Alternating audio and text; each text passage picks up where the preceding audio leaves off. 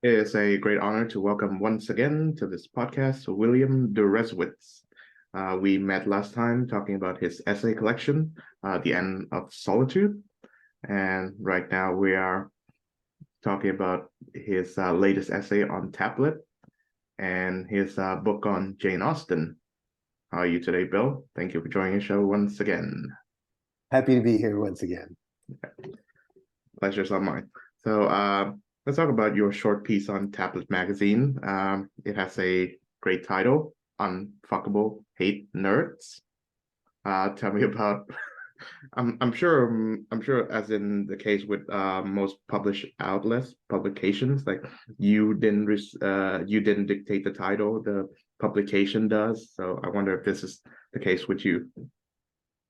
Well, I mean, that's true. I don't choose the title, but I was perfectly happy with this title, which, yes, it has the not safe for work name, Unfuckable Hate Nerds.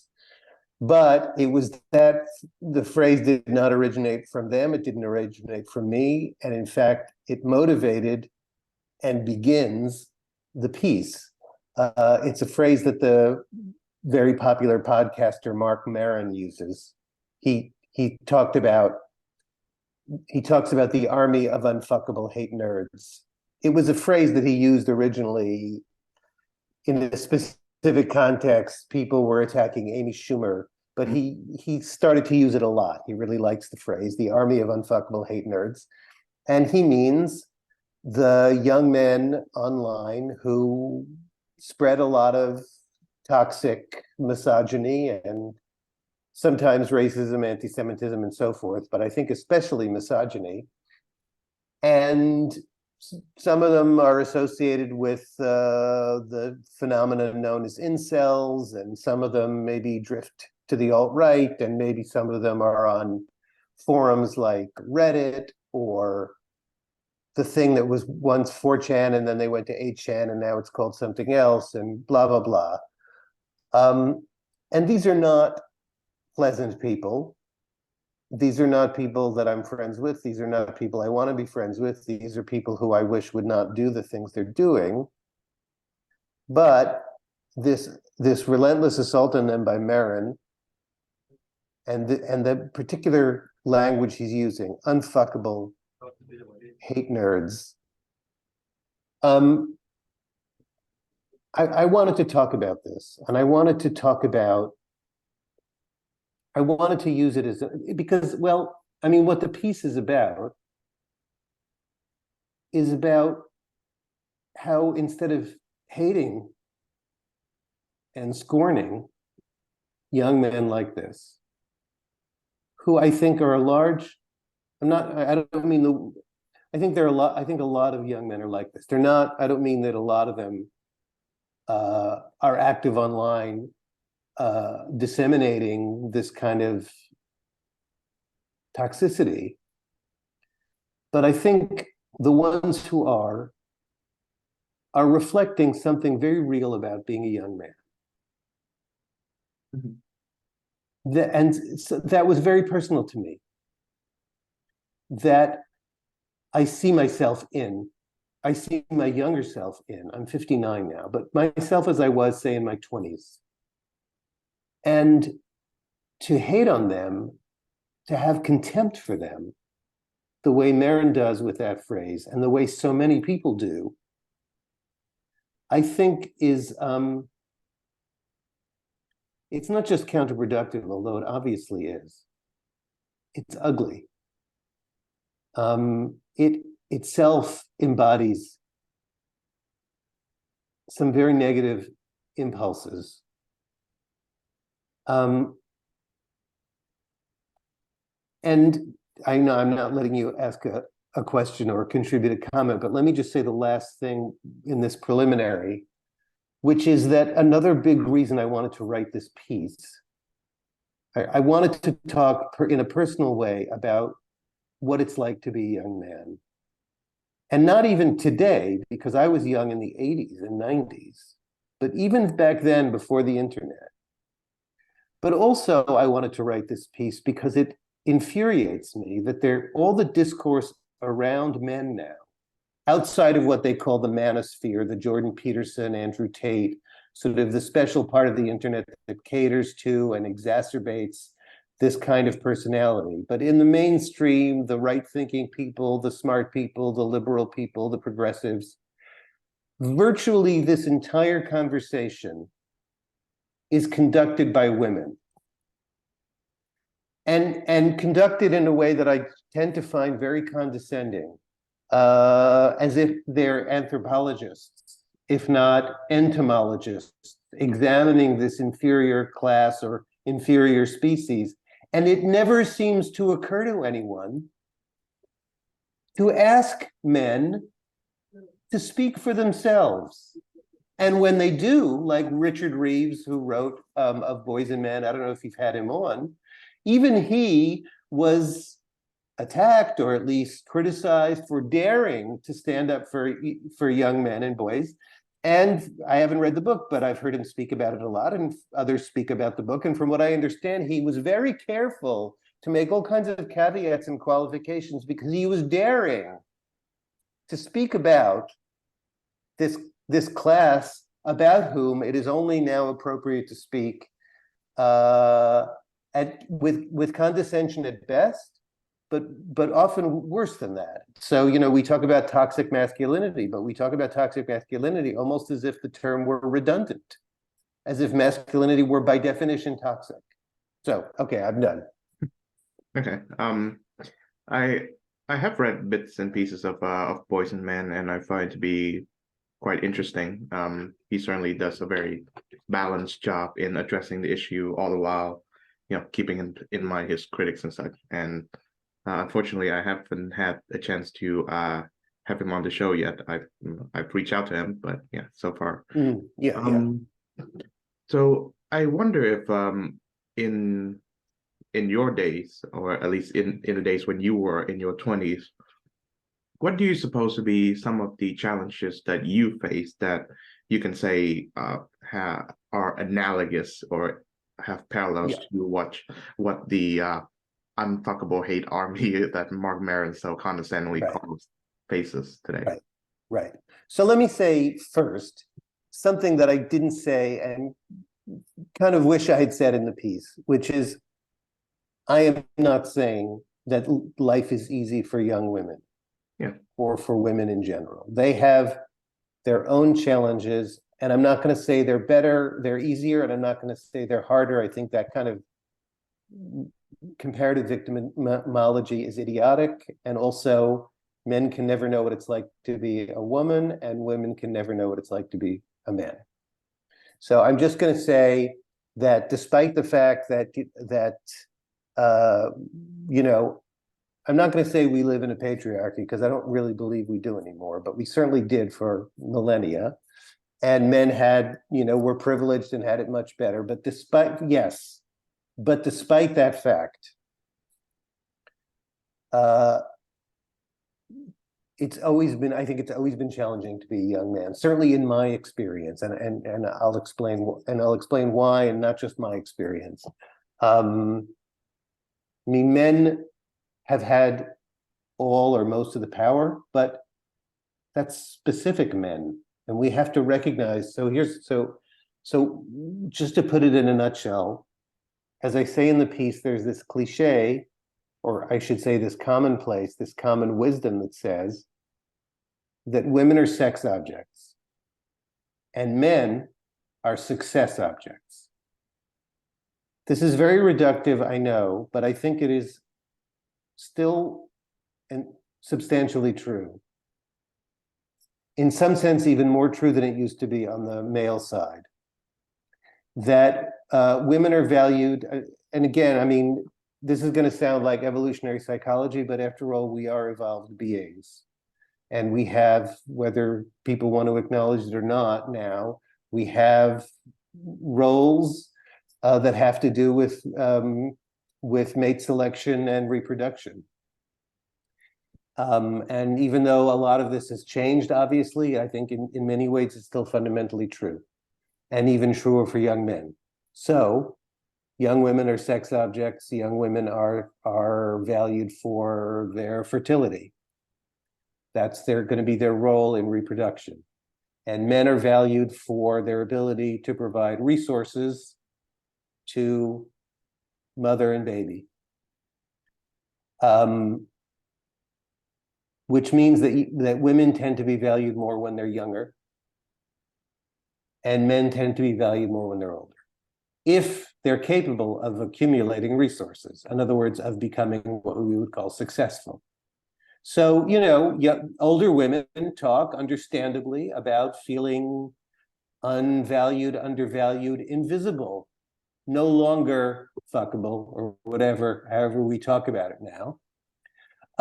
Except that's changing, because women now are able to have their own professional success. I mean, it's still true to a great extent, but it's changing. What I'm trying to underline, and not too many people talk about, is that just as older women are undervalued, so are younger men. And I always have been. I mean, not always since, I don't know about the beginning of time, but certainly in my time, and I think before that, people don't understand this. Young men are shit. They're invisible. They're insignificant. Nobody cares about them. Young women often, they prefer older men. Older men don't like younger men because they're rivals or potential rivals, or they're just not significant. And at the same time, you have this extremely strong sex drive that, again, I think women, and I've heard women talk about this, I think, don't really understand that male and female sex drives feel different. You're basically constantly, as a young man, you are constantly tormented by your desire to have sex. And at the same time, because you're basically socially worthless, with a few exceptions, if you happen to be rich or extremely good looking, you're not getting it. So, so that's really what hurts me the most, or bothers me the most, about that phrase, unfuckable hate nerds. It's like, yeah, they know they're unfuckable, and you're making them feel even shittier about it. That's the whole problem. So, young men are kind of like, they're like these wolves that sort of are out in the forests, and they're kind of circling the campfire where the valued people are, where the things are happening, but they're just kind of out there. And I think a lot of them understand that they're never going to be successful. They can look at themselves, they can see what their talents are, what their position in society is, and they kind of know it's never really going to happen for them. And so that was all me, my experience in the 80s and 90s. But I managed, I grew up in a relatively privileged situation, and I went to good schools, and I thought I would achieve success at some point. And I did, and I got married, and I'm very happy with that. Very happy. But now, we all know what's happened to men economically and educationally. So it's even worse. It's even worse for young men, and their prospect is even worse. And it isn't just young men anymore. And this is where we're at. And people like Richard Reeves have talked about it much more extensively, and than I have. I was just trying in this piece to bring into focus the emotional situation, and to try to generate some sympathy for these guys who've become, they've kind of become the group that it is most acceptable to hate. There's always this free-floating hate and aggression, even among those self-righteous messianic progressives who think that they are free of any negative motives or emotions. But like every other human being, they have a large bolus of anger that they need to direct somewhere, and this is where society is inviting them to direct it now. I see. Well, I'm actually mostly agree with everything you've just said so far, and also the contents of your essay. And I sympathize with it greatly, given that I am also a young man who's afflicted with mostly everything that you've said so far. So we have that, inspirational similarity there. But nevertheless, if I were to, put Mark Maron's arguments in the best light possible, I would say that, well, in the opening paragraph, you quoted Mark Maron, painting a picture of these fellas as playing video games all day, watch MMA, and spend the evening jerking off to pornography, and then going on Reddit and say mean things about women. Well, I think if I was making the Mark Maron argument, I would say that why, instead of doing all these things, why don't you make yourself like a catch, or make yourself attractive to the female sex? Why don't you stop smoking weed all day, get a job, clean your room? So I'm basically sounding like Jordan Peterson at this point.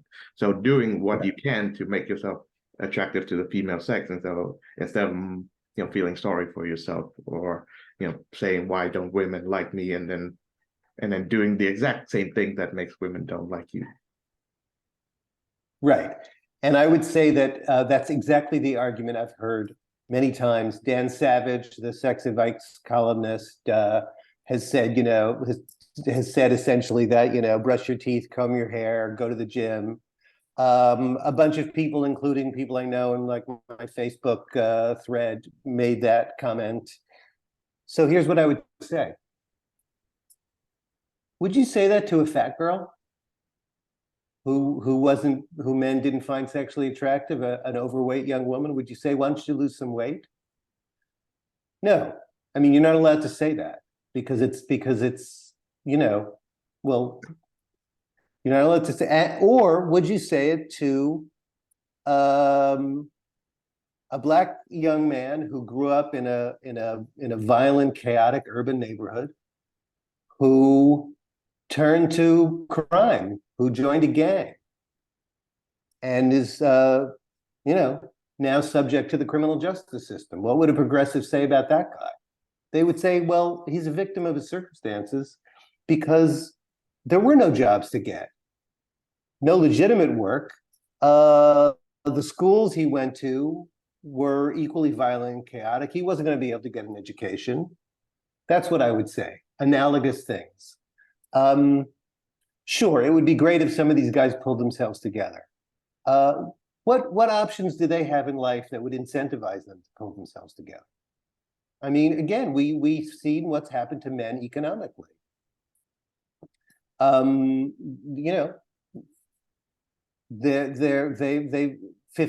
of college graduates are women, 42% of college graduates are men. The old jobs that men could do without a college education have largely, not entirely, but many of them have, manufacturing and so on and so forth. I mean, my call in the piece is simply for sympathy in a very non-specific way. There are no policy recommendations as there are for Richard Reeves. Mm-hmm. He's got his policy recommendations, but I think we need to help men succeed. And also, if the message for young women now is, or at least half the message, because of course there's still this giant beauty industry that now goes under the euphemism of the wellness industry, but it's still, of course, about becoming thin and fit and, having good skin. But, so we still do that. We pretend we're not doing that. But with the other half of the culture, we say body acceptance, no fat shaming, you're beautiful, whatever you look like. Well, why don't we apply that to men? And I would like to know if the feminists who are making the body acceptance, anti-fat shaming argument, would they apply that to men too? Are they interested in, are they open to being as attractive to men who are overweight, who have bad skin, who don't have beautiful hair, as they want men to be to women like that? I haven't heard anyone say that. It would be nice, but I haven't heard them say it. Mm-hmm. All right, so trying to make a clever segue into Jane Austen, but are there any like feminist intellectuals, writers, philosophers that you know of, either living or not, who have said, nice things about men or what they expect in the male population, other than just relentless denigration of the male population? Because so from what I've heard on the internet, the incel population often points to feminism as their source of scorn, like if only women aren't feminists and all that. So as someone who likes philosophy, I think that's a gross simplification of feminism. Yeah. But on the other hand, I have not read feminist literature which says nice things about men, or at least points to a model of what or how males should be. So I'll leave that to you. So let me stipulate a couple of things. First of all, I'm not going to say I am a feminist, because it's gross when men say that, but I think feminism is a very important and necessary movement, and I understand feminism. When I say that, I mean full female equality in all spheres of life, of course. Second, I have not made a deep study of feminist theory, to say the least. So I'm not going to say there may be women out there who, there's undoubtedly a range. And I think that as sort of the problem of men becomes more and more of a topic, there are more and more women who talk about this. In fact, I expressed anger that only women are talking about it. I wish men were able to talk about men in respectable spaces and be listened to, in an open way. But obviously there are women who are talking about it. And I think there was just a piece in the Washington Post, I forget her first name, her last name is Emba, that as I understand it, I haven't had a chance to read it. It's quite a long piece, but she writes sympathetically about men and the problem with men.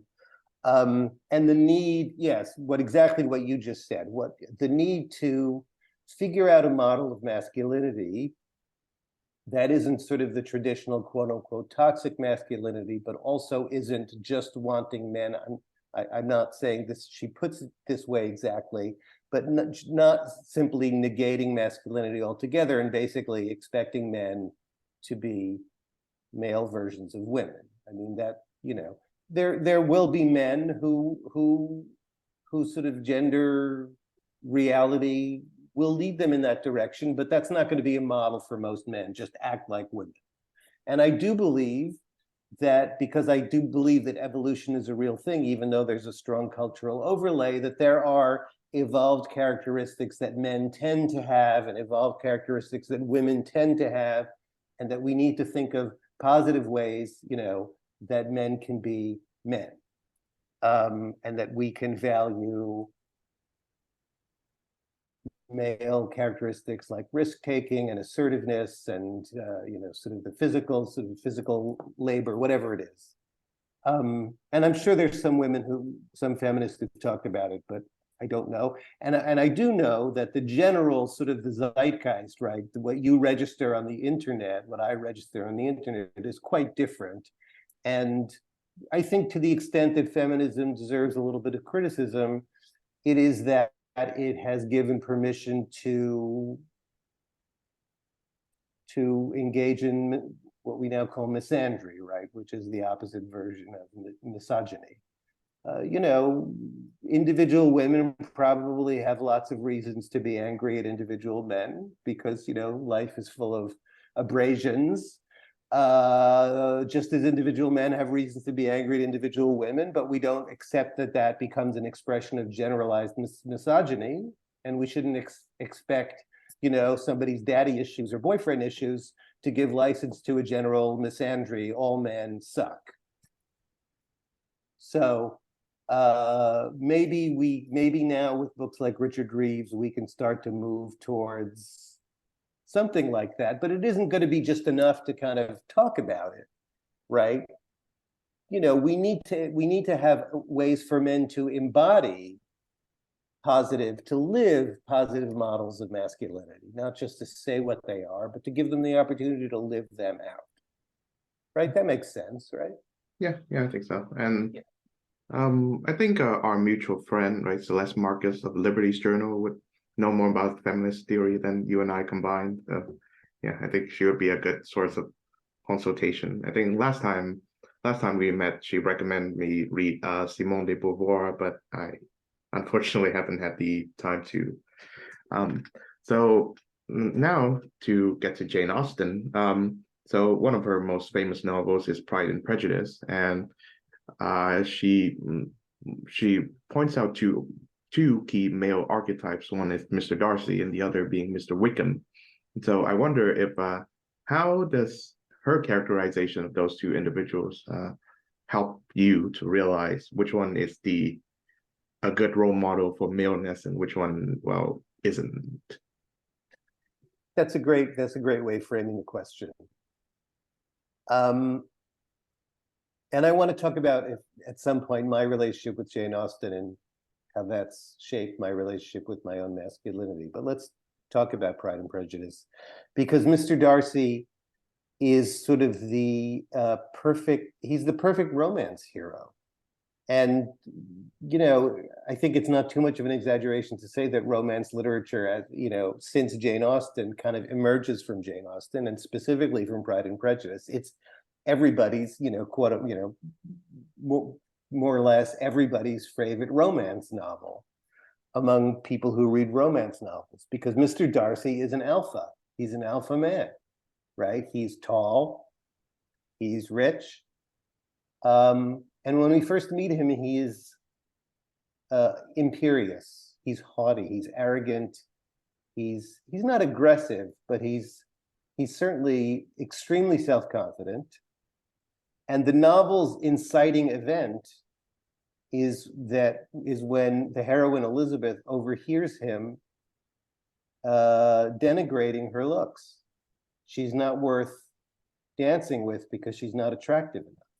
And this inflicts this kind of narcissistic injury on her that seems to be the reason she becomes obsessed with him. Or at least it's the reason the novel becomes obsessed with him. And as things work themselves out, and I imagine everybody listening to this has read Pride and Prejudice, because everybody's read Pride and Prejudice. But remember that what happens is that there's a kind of mutual humbling. Because Elizabeth has her own problems. She's, you know, very attractive as a character. We all love Elizabeth. She's so clever. She has a good heart. She's good looking, even if she isn't, you know, beautiful like her older sister. But she's also too confident in her own judgment. And the two have an encounter at the center of the novel, and they kind of recoil from each other, licking their wounds, but they each realize that they've been too arrogant, too certain, too full of themselves. So Mr. Darcy, without losing any of those masculine characteristics,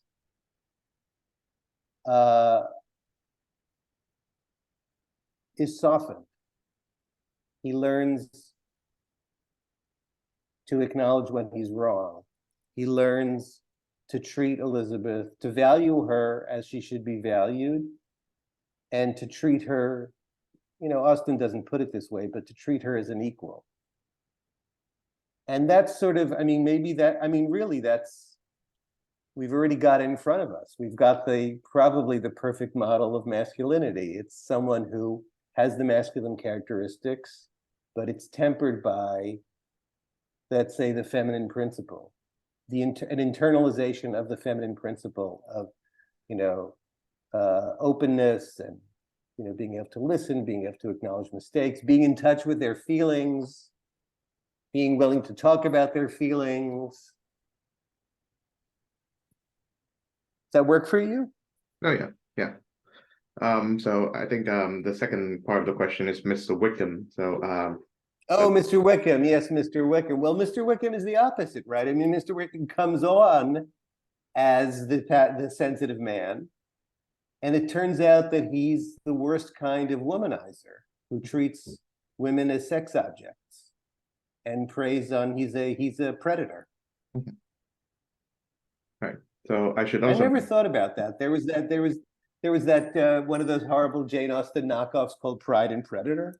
Oh, oh, Remember, right? Back when there was like Pride and Prejudice and zombies and yeah. all that crap. I think there's one called Pride and Predator, but now that I never read it, God forbid I should ever read one of those things. But we could already call the novel Pride and Predator because there is a predator Mhm. and is Wickham. Mhm. So not to put in a Marxist analysis, but so the novels of Jane Austen are set in a very different economic setting, right? Every one of them is landowners and what you would say the new emerging middle class and the unfuckable hate army of Mark Maron. We, or at least they, are living in a radically different economic situation. Not many young people own land. Those who do are perhaps inherited it from their parents. And we have our jobs and we live on rental housing. And I think the women who call us that, who are of our own age, tend not to own land either. Whereas the protagonists of Jane Austen's novels, as well as their male characters, own land in some ways. So do you suppose that the post-industrial economic landscape plays a good part in the troubles facing young men today? Sure. I mean, I feel like I'm not going to say anything original. This is what Richard Reeves and others talk about. But obviously, the economic underpinnings of, I'm not going to say traditional masculinity, but just of masculinity have been knocked out. The kinds of jobs that men used to do. And I mean, you know, you're talking about landowners, that was a very small slice of the population, but, you know, all the other men, I mean, more or less, they had their economic roles. And, you know, I mean, I think to an extent, you know, it would be great if we could revive domestic manufacturing. There are other reasons why we should do that, and the Biden administration is trying to do it, is succeeding to a significant extent. I think we need, and again, people have talked about this, we need to kind of revive the trade school sector, right? There actually is a lot of skilled manual labor that needs to be done, that we actually have shortage of skilled manual labor, and skilled manual labor pays a decent wage, especially if it's unionized, but you know, even if it's not.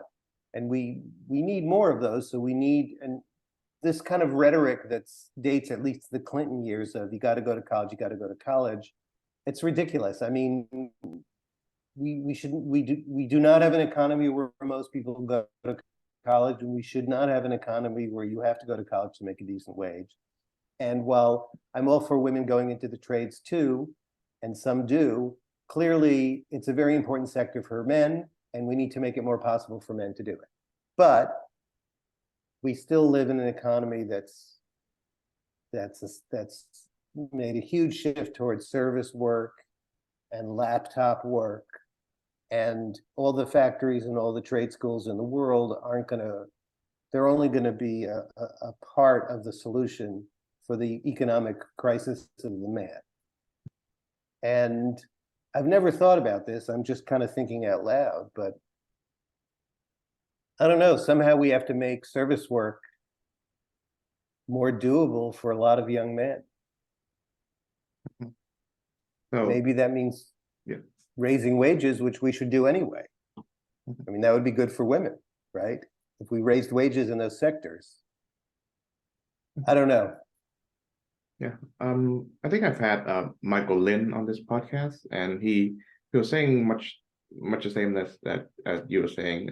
He has this new book, right? How to Pay, How the Suppression of Wages is Destroying America, and he was he was proposing the programs that you would call old school liberals. That it can be quite intriguing for me, even though I have my disagreements with him. So check it out.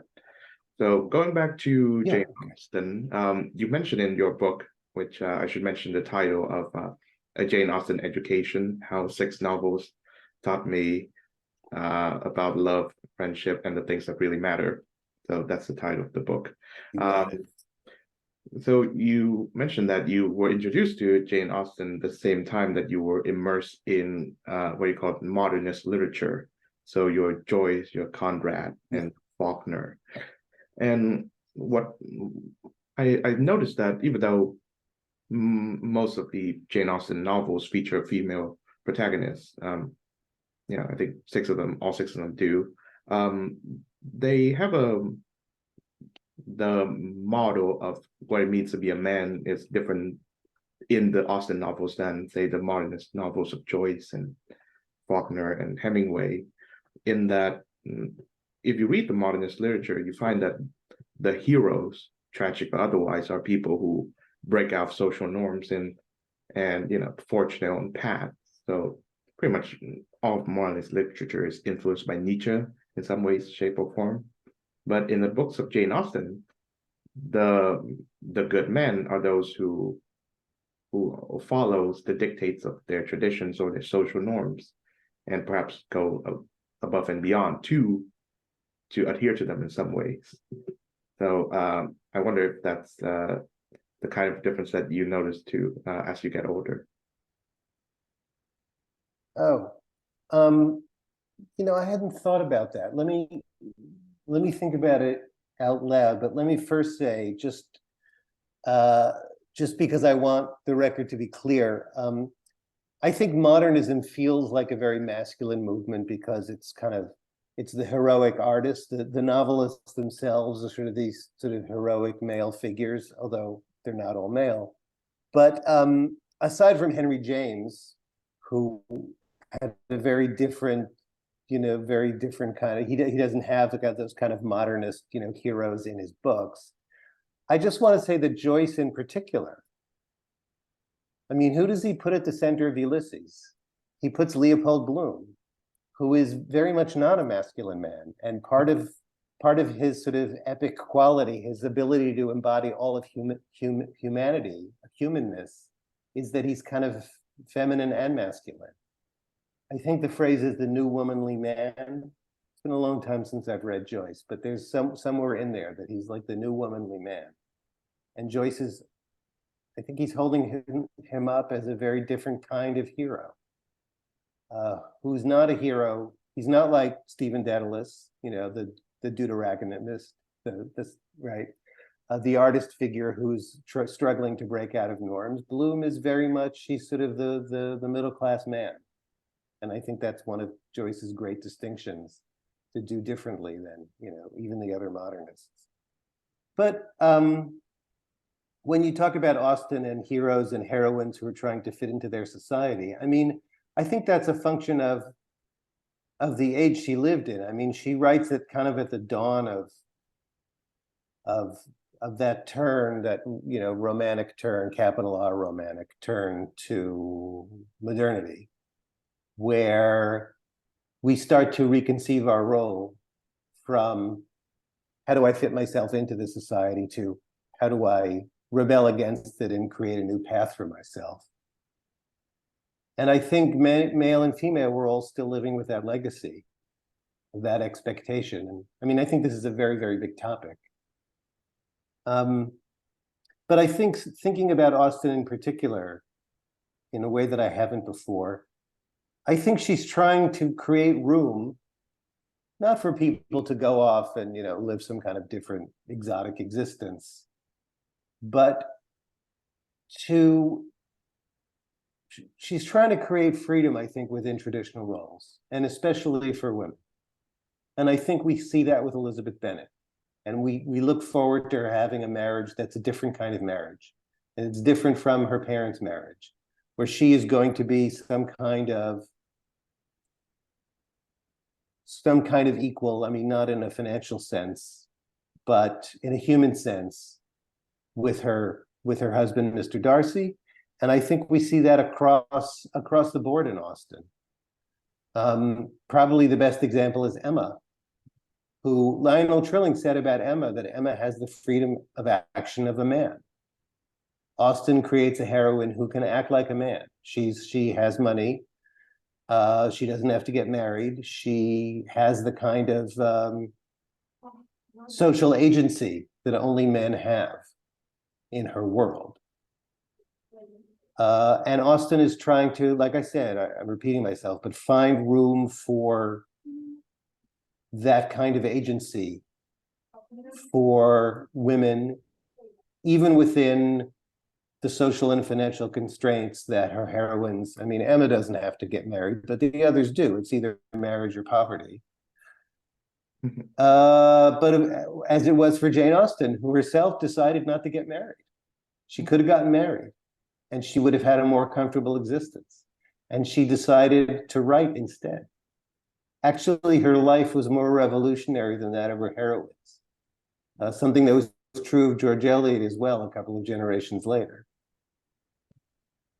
Yeah, actually reading through the pages of Emma at this point, and I must say that Irving Kristol says that as you get older, you start to realize that Jane Austen is a better novelist than James Joyce, and I'm already at that stage, so perhaps I'm getting very, very old, but instead of finding the dialogue and all that stuff, of the, I guess, meandering walking and gossiping dull, I find it very, very, very interesting because it is a reflection of the society in which they live and the kind of conflict, real or imagined, that they have. And in some ways, it makes me appreciate real life a bit more, and as someone who doesn't really go outside that much. But to speak of Emma, well, at the start of the novel, Emma is 21. She doesn't want to get married, and she wants to set people up for marriage.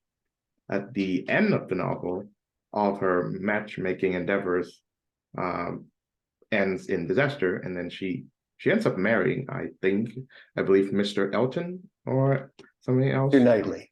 Mr. Knightley. Mr. Knightley. So the better option. So and it's a real the name really kind of speaks to everything we've been talking about. He's Knightley. Yes. So I wonder if that is her conflict, the conflict that Emma encounters is her reconciling with what is expected of her as a woman, or is it just her coming to terms with the fact that you cannot just willy-nilly setting people up according to how you see them. Right. So if I could just go back for a second, is Austen a better novelist than Joyce? I don't like to make those kinds of comparisons. I think that they're unnecessary, and they're very, very different kinds of novelists. I do think that they are two of the very rare novelists who, Tolstoy is another obvious example, who can really give us the sense of being right up against life, and make art out of the everyday. Actually, that's a great thing that Austen and Joyce and maybe Virginia Woolf have in common, right? Art out of the everyday. I didn't know about Irving Kristol, but I know Lionel Trilling says in his essay on Emma that it's more complex than anything in Joyce or Proust, because in Joyce or Proust, once you figured something out, you figured it out. Proust's convoluted syntax or Joyce's, arcane references. But with Emma, you go to sleep thinking you figured it out, and you wake up and realizing that you haven't figured it out, and you never know exactly where to have it, how to, So what is Emma saying? I mean, I think that there's to go back to feminism. Austen has been a darling of feminist critics, of some feminist critics, but a lot of feminist critics see her as conservative and regressive, and I think that they would point, among other novels, to Emma. Here is this independent young woman who is forced to submit to the strictures of marriage. I think that that's a really simplistic way of reading the novel, and I think that Emma, like Elizabeth Bennet or Mr. Darcy, learns to see herself more clearly and learns that it's okay to acknowledge that you're wrong, and that it can be beneficial to be with someone who's wiser than you. mean, Mr. Knightley isn't just a man, he's quite a bit older. He's almost a generation older. So he's a mentor for her. And that's not true of Mr. Darcy for Elizabeth. It's not something that should necessarily always happen in a marriage. But maybe it's the best thing for Emma. And maybe the strongest thing is not to remain independent and continue to act like a bull in a china shop and kind of hurt other people. I mean, that's really what Emma does with her power, because she's too young or too full of herself to see what she's doing. Maybe in Emma's case, the best thing is to let herself be led by someone else, because she's a little too dangerous when she's leading herself. Mm-hmm. And maybe Mr. Knightley, now I'm extrapolating beyond the end of the novel, but Mr. Knightley will help her become the kind of adult that she's very gifted, that she can become, but wouldn't become if she simply continued to have, perfect freedom of action. Mm-hmm. So going back to the Joyce Austen comparison, I find that, and also I think Joyce is a great novelist too, just to put it out there. Okay, good. What I find to be the difference between reading them is that when I read Joyce, I'm also reading Ulysses, by the way. Okay, good for you. The difference is that when I read the books of Joyce, I find that they transcend the time period in which they were authored, right? I think when or where that was written, so Ireland, 1920s. But when you read Austen, you find that they are very much if not realistic, detailed portrayal of the time that Jane Austen lived in. And I wonder if you find that to be the case, and if so, I've heard that Jane Austen novels have since never been out of print, so there are always demand to read these books. So what of Jane Austen makes her appeal so timeless, even though the time that she written in was pretty specific? Right. Well, it's interesting. Actually, it may be that her works were never out of print. I don't know, but it is true, may interest you to know, that actually her reputation was in eclipse for a long time. She was not considered a major figure at the time of her death, although I think other writers, I'm thinking specifically of Sir Walter Scott, who was the great writer, the most celebrated writer of her time. He appreciated her. And her reputation, she was kind of a writer's writer. Her reputation, her memory was sustained by other writers. Another important example is George Eliot and her husband, George Henry Lewis, or common law, sort of maybe her boyfriend, George Henry Lewis. But she was not known to the general public, and she was not a very popular novelist.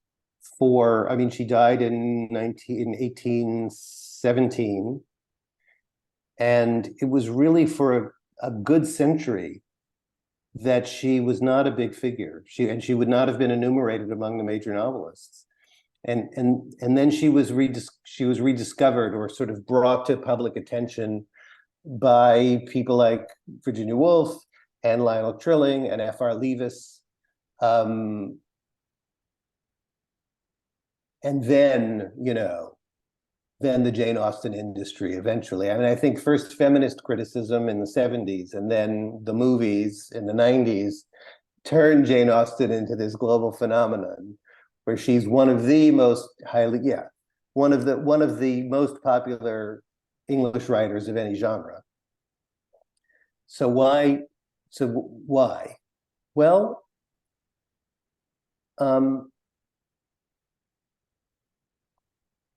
she gives us these perfect romance plots.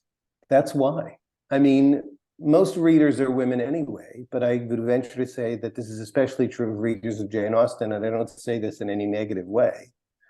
But I mean, she's a great writer. She's very funny. Her sentences are beautiful. Her plots are perfectly constructed. But they give us what we want, and especially they give the female reader what she wants. And none more so than Pride and Prejudice. I mean, all the other novels, there's some sort of shadow on the sun, if only in the sense that the hero isn't the richest man in the book, or he isn't the handsomest man in the book, or he's a nice guy to begin with, so it's not as significant when you conquer and tame him. But with Mr. Darcy, you get it all. Mm-hmm. So the novels work on an artistic level. Virginia Woolf called her the most perfect artist among women, but they also work on this kind of brainstem, sort of wish fulfillment, basal kind of level. I see. All right. So, final question. What do you suppose, feminist literature and literary criticism get right and wrong about Austen? Well, again, I mean, back in the day when I was an academic, I read a lot of feminist criticism, at least of Austen in particular, but it's been a long time and there's an enormous amount of it. But fundamentally, I would answer your question, as I suggested earlier, it's not that there's an agreement about her. Some see her as conservative and as reinforcing traditional values because it's all these marriage plots. And so they see her, as an anti-feminist figure. And of course, a lot of people see her as, the first feminist or whatever it is. It's not really true that she was the first feminist, but they see her as kind of an early feminist heroine. But if I had to say what maybe both sides, and I mean, there's lots of great feminist criticism of Austen, but when it goes wrong, one way or the other, I think it's because they see her as they want to see her, not as she actually is. And one example that springs immediately to mind is The Mad Woman in the Attic, which was a landmark work of feminist criticism. I'm not going to say it was the first, but it was sort of as I understand it, the work that put feminist criticism really on the map. Gilbert and Gubar, I forget the exact date, but it was readings of the English novelistic canon, starting with Jane Austen. And The Mad Woman in the Attic obviously comes from Jane Eyre, right? From that figure in Jane Eyre. And their reading of Austen is that the novels are all a cover for a feminist agenda that isn't obvious. In fact, it's so not obvious that their readings are really quite preposterous. They squeeze the novels hard enough to get the feminist subtext they want to get out of them. To me, the most egregious moment is that they talk about Mrs. Norris in Mansfield Park. Now, Mrs. Norris is the most negative character in all of Austen. She's actively evil in a way that's in some ways even worse than somebody like Mr. Wickham. If not in terms of what she does, certainly in terms of the way her evil is presented to us very directly on the page. She oppresses Fanny Price, the heroine, in a totally gratuitous, nasty way. And she's a widow. She's a widow. She's widowed very early in the novel, which means that she has a relative degree of freedom and power. Gilbert and Gubar turn her into this feminist heroine almost, who, and they sort of enjoy her bossing people around, even though she's horrible. She does it in a way to make vulnerable people miserable.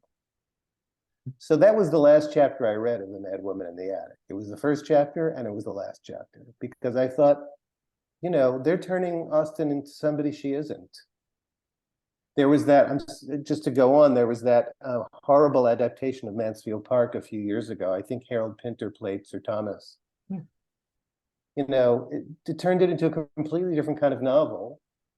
It made it a feminist film, in a very obvious, simplistic, kind of color by numbers sort of way, because it wasn't capable of taking Austen on her own terms in the more subtle kind of feminism that she does represent. So it has to turn her into some, you know, into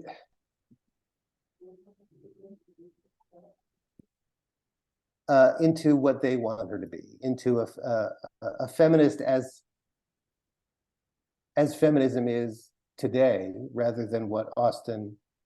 I mean, I'm starting to stammer, but it just drives me crazy, whether it's Austen or anybody else, that you can't take an artist on their own terms and listen to what they have to say to you and maybe discern the wisdom in what they have to say to you. And you have to turn Fanny Price, the one who's oppressed by Mrs. Norris, who's this actually very retiring kind of figure, and turn her into this, blazing sort of, feminist firebrand. It's grotesque. Mm-hmm. But again, there's a lot of great feminist criticism of Austen. I just want to say that. Yeah, I'd say that the problem with reading your own politics into like a literary work, especially a great one, is that you, instead of the author being the authority, you assert or you ascribe to yourself the authority to say whether or not the work is sufficiently this and this and that. And I think that's what becomes of woke culture too, right? I think you wrote in that previous essay of yours in Tablet, the culture is bored because we are bored people. Yes. I think you said that perfectly well. You not only judge a work based on your standards, but you even project your meanings onto the work, as opposed to, we're going to take it full circle now, at least the Austen part of our conversation, as opposed to doing what Mr. Darcy learns, what Elizabeth Bennet learns, what Emma learns, which is to humble yourself, to allow yourself to be instructed by something or someone outside of you, to recognize your limitations, to recognize that you have something to learn from a novel, from a person, even if that person is a man. That's what Austen, that's one of the things she's trying to get us to do. Well, yeah. And on that ostentatious note, pardon the pun, thank you very much, God. Bill Deresiewicz, for joining this program. Thank you. This was fun again. Thank you so much. Yeah, take very good care of yourself, dude. Okay. Let me know when it posts.